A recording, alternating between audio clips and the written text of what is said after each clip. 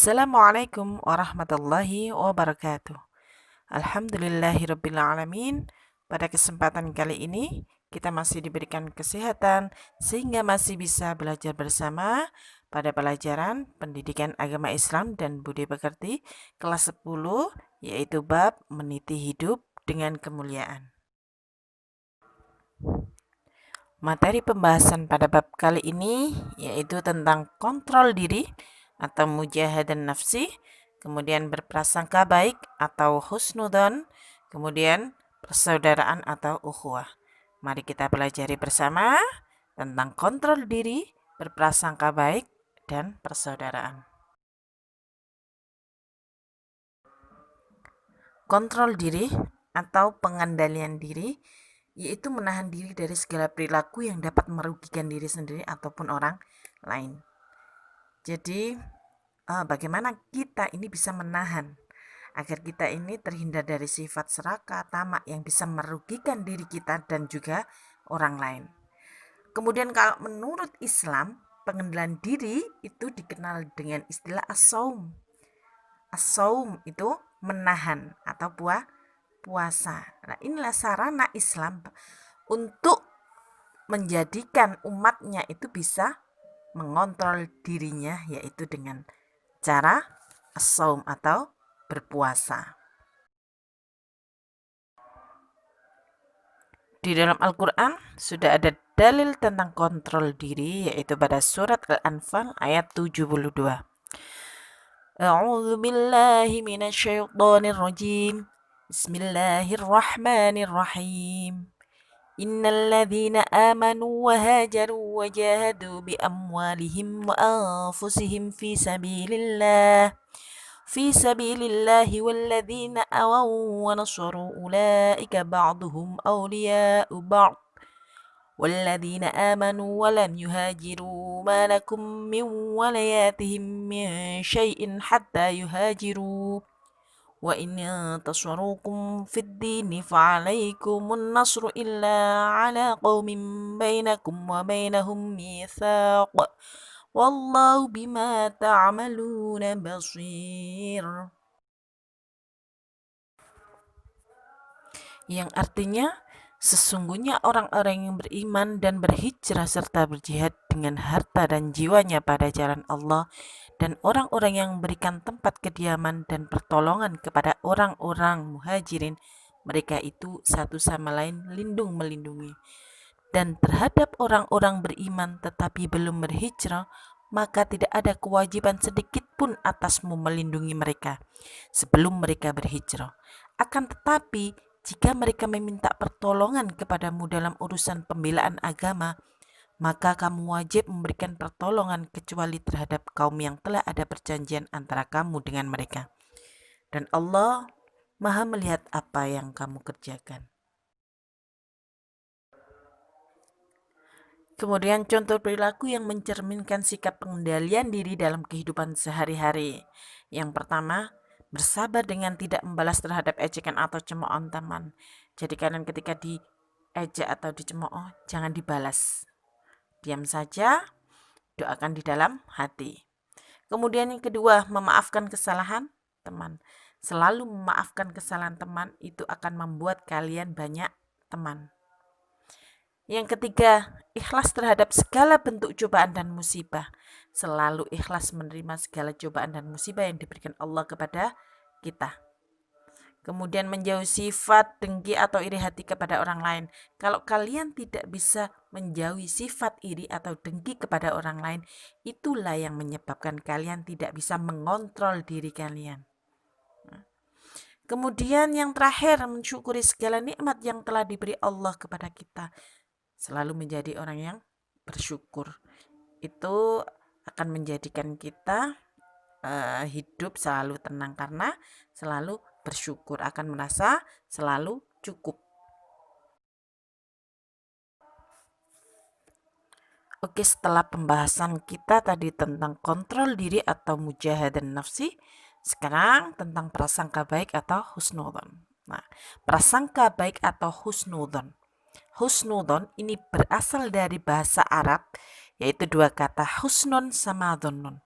Husnun itu baik, sedangkan dhonnun itu berprasangka atau mengira. Jadi husnudzon menurut bahasa adalah berprasangka baik. Atau kalau kita kenal positive thinking. Kemudian secara istilah, husnudzon adalah sikap orang yang selalu berpikir positif terhadap apa yang telah diperbuat oleh orang lain. Selalu berpikiran positif dengan apa yang sudah dikatakan oleh orang lain atau yang dikerjakan oleh orang lain. Ya. Kemudian lawan kata dari husnudzon ini adalah suudzon. Ini juga sama berasal dari dua kata. Su'un sama dhonnun. Su'un itu jelek, kemudian dhonnun berprasangka. Jadi su'udzon ini adalah berprasangka buruk atau dikenal dengan negative thinking. Kemudian pembagian husnudzon. Pembagian husnudzon ini kalau dalam ilmu akhlak, husnudzon ini dikelompokkan menjadi 3 bagian. Yang pertama husnudzon kepada Allah, kemudian kedua husnudzon kepada diri sendiri, dan kemudian yang ketiga husnudzon kepada orang lain. Husnudzon kepada Allah yaitu kita selalu menerima segala musibah, segala cobaan yang telah diberikan Allah kepada kita. Dan kita selalu berprasangka baik kepada Allah bahwa segala musibah dan ujian yang diberikan kepada kita itu akan melahirkan sebuah hikmah yang luar biasa.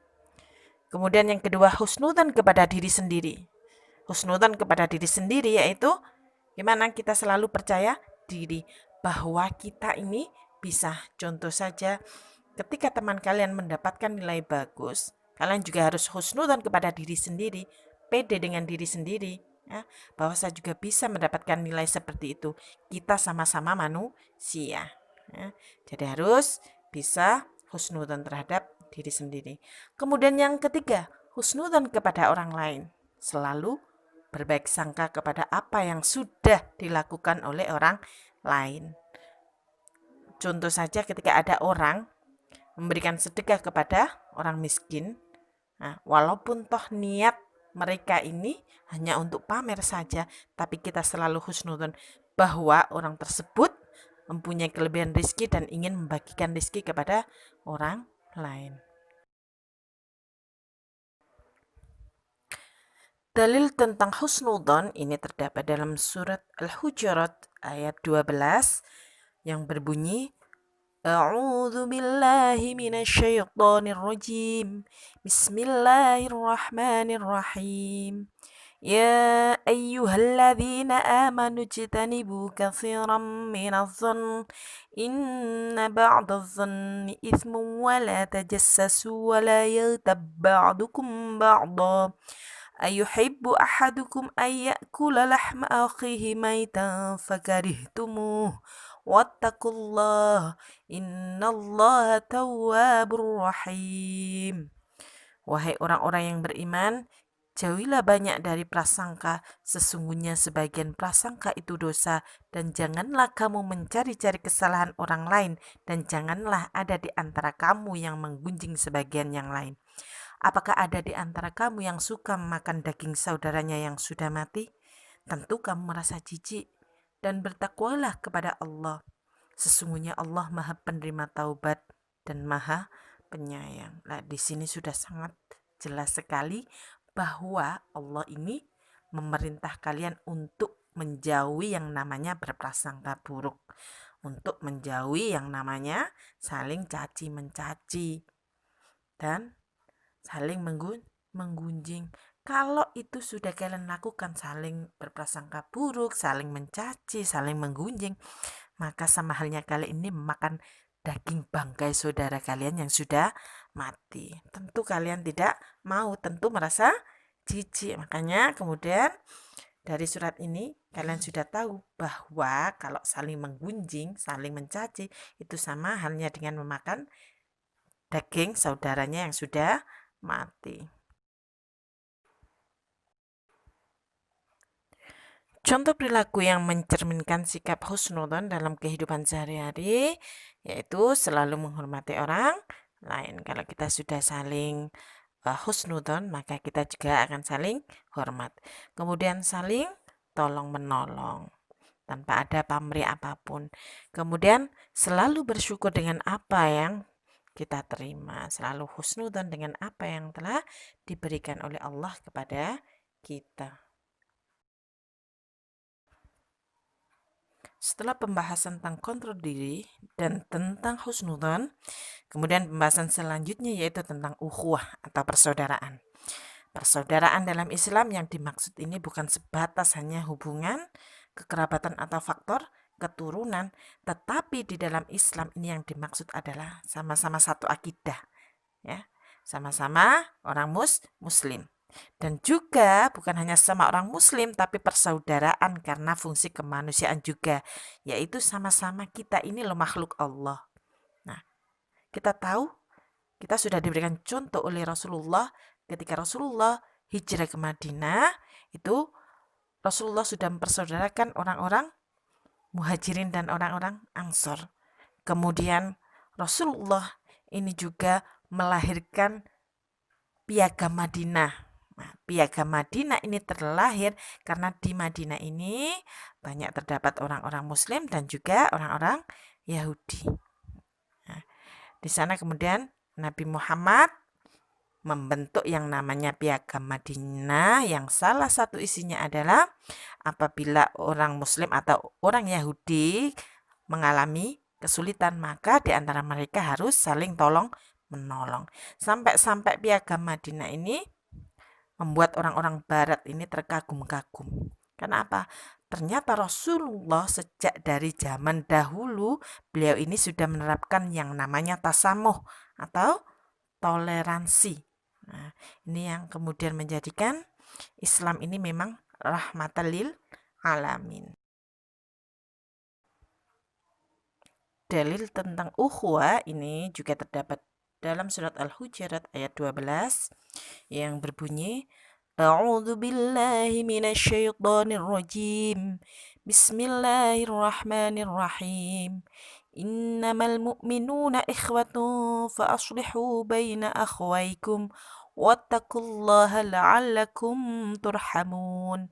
Sesungguhnya orang-orang mukmin itu bersaudara, karena itu damaikanlah antara kedua saudaramu yang berselisih dan bertakwalah kepada Allah agar kamu mendapat rahmat. Nah, kalau kalian ini mendapati dua teman kalian ini berselisih, bagaimana cara kalian ini agar bisa mendamaikan di antara keduanya? Contoh perilaku yang mencerminkan persaudaraan dalam kehidupan sehari-hari yang pertama, menjenguk, mendoakan, membantu teman atau orang lain yang sedang sakit atau terkena musibah. Ya. Karena kalau seseorang itu sakit atau terkena musibah, ketika kalian itu mendoakan atau membantu atau menjenguknya, maka ini merupakan sebuah obat untuk mendamaikan hati seseorang yang terkena musibah. Kemudian yang kedua, mendamaikan orang yang berselisih agar mereka sadar dan kembali bersatu. Nah, ini bagaimana cara kalian agar bisa menyatukan mereka yang saling berselisih, bukan malah ngompor-ngompori agar mereka selalu berselisih paham. Kemudian yang ketiga, bergaul dengan orang lain dengan tidak memandang suku, bahasa, budaya, dan agama yang dianutnya. Kalau kalian sudah menyangkut masalah suku, bahasa, budaya, dan agama, ini loh yang akan membuat perpecahan. Makanya ketika berteman jangan memilih. Kemudian selanjutnya menghindari segala bentuk permusuhan, tawuran, ataupun kegiatan yang dapat merugikan orang lain. Selalu hindari kegiatan-kegiatan yang menyebabkan orang ini berselisih paham atau tawuran atau menimbulkan permusuhan. Kemudian yang terakhir, menghargai perbedaan suku, bangsa, agama, dan budaya teman atau orang lain. Jangan pernah ketika kalian berteman dengan yang berbeda suku, bangsa, agama, kemudian menyinggung atau mencaci agama mereka atau bangsa mereka atau suku mereka. Itu yang akan menyebabkan putusnya persaudaraan.